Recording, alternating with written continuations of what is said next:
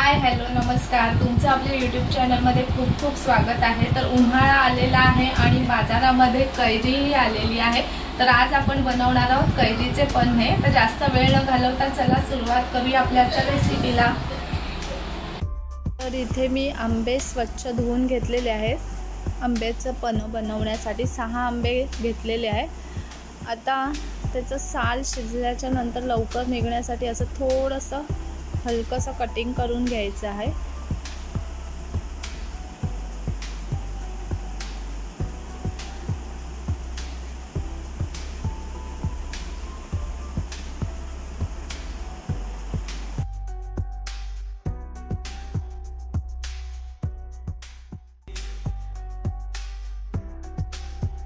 आता इथे कुकरमध्ये आपल्याला 1 ग्लास पाणी घालून घ्यायचं आहे आणि या कुकरच्या भांड्यामध्ये आंबे ठेवून द्यायचे। पाणी कुकरच्या भांड्यामध्ये नाही घ्यायचं आहे, कुकरमध्ये घालून घ्यायचं आहे। कैरी स्वच्छ धुवून पुसून घ्यायची आहे, अजिबात पाणी ठेवायचं नाही आहे।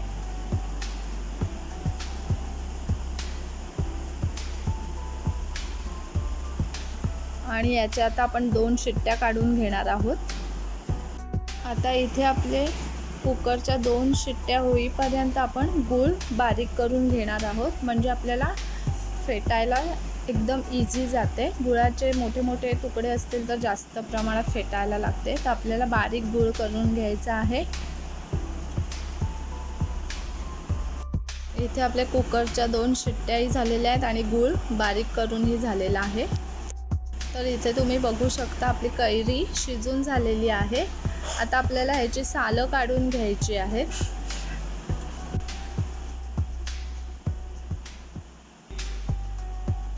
तर अशा प्रकारे आपल्याला सालं काढून घ्यायची आहेत। गरम आहे कैरी, तुम्ही अशी सुरीच्या सहाय्याने काढू शकता किंवा एखादा चमचा घेऊन काढू शकता, लगेच निघतात।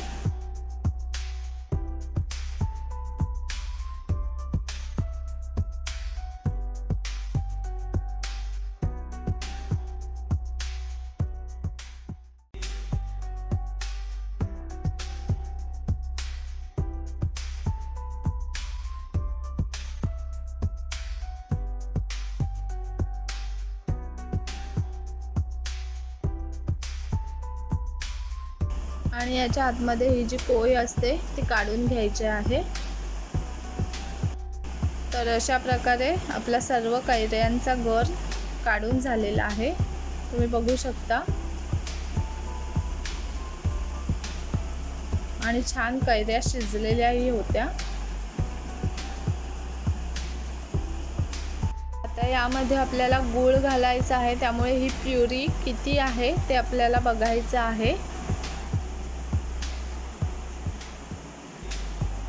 तर इथे मी छोटे छोटे 6 कैरी घेतलेल्या होत्या, त्याची 1 कप प्युरी झालेली आहे।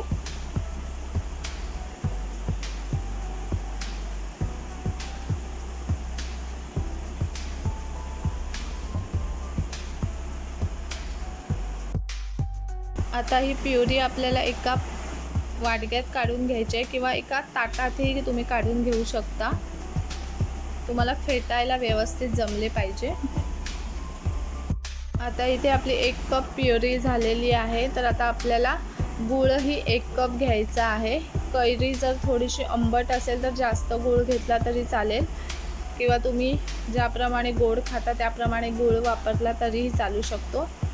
तसेच गुळाऐवजी तुम्ही साखरही घालू शकता यामध्ये।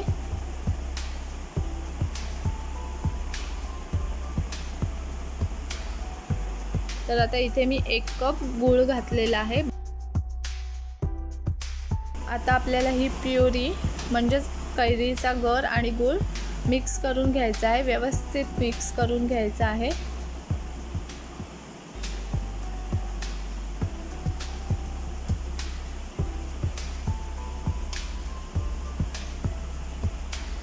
सध्या आंब्याचा सीझन चालू झालेला आहे, त्यामुळे बाजारात अगदी सहजपणे कैरी आपल्याला मिळतात। उन्हाळ्याच्या दिवसामध्ये आपल्या शरीरामध्ये उष्णता वाढते, त्याच्यामुळे आपल्याला शरीर थंड ठेवणं आवश्यक असतं। त्याच्यासाठी कैरीचे पन्ह हे एक उपयुक्त असे आहे, म्हणजे कैरीचे पन्हे प्यायल्यामुळे शरीरातील उष्णता कमी होण्यास मदत होते। तसेच अनेक आरोग्यदायी फायदे आहेत त्याचे। तर इथे पूर्णपणे गूळ विरघळला गेला पाहिजे।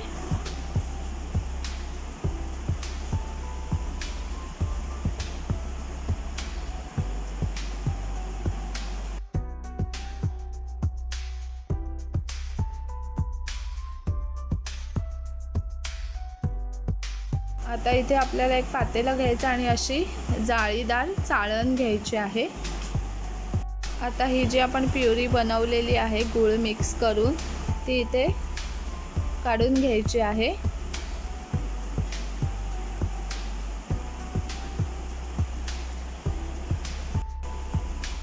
तर इथे हे असं चमच्याने हलवत राहायचं आहे, म्हणजे याच्यामध्ये एखादा गुळाचा खडा राहिलेला असेल किंवा कैरी आपण काढताना त्याचं साल वगैरे राहिलं असेल तर ते वरतीच राहील।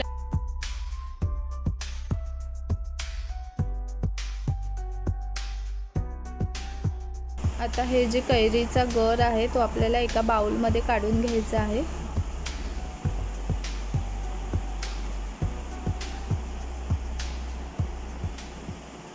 आता यामध्ये मी एक छोटा चमचा वेलची पावडर आणि एक छोटा चमचा जायफळ पावडर घालून घेणार आहे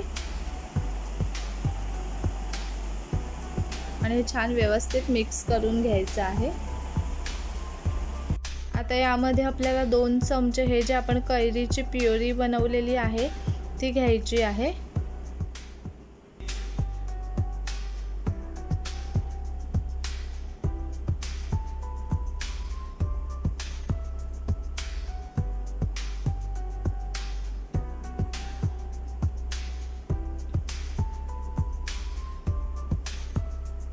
आता यामध्ये थंड पाणी घालायचे आहे।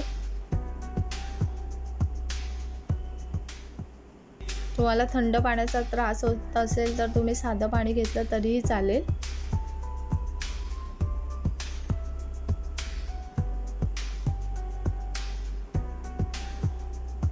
आणि बर्फाचा तुकडा एक एक घालून घ्यायचा आहे।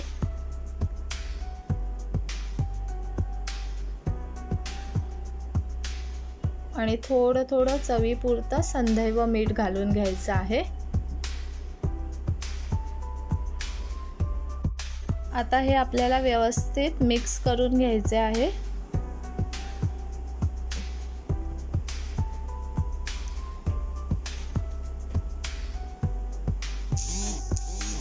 आंबट गोड अशी ह्याची चव असते। उन्हाळ्यामध्ये कैरीचे पन्ह तुम्ही आवर्जून प्या। आणि हे जी प्युरी उरलेली असते ती तुम्ही एका काचेच्या बरणीमध्ये भरून फ्रीजमध्ये ठेवू शकता आणि तुम्हाला जेव्हा पाहिजे तेव्हा काढून त्याचं पन्ह बनवून पिऊ शकता।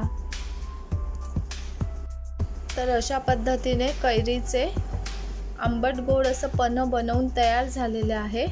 कसा वाटला तुम्हाला आपला आजचा व्हिडिओ आवडल्यास लाईक शेअर कमेंट्स करा आणि हो आपल्या चॅनलला सबस्क्राईब करायला विसरू नका। Thank you for watching my video.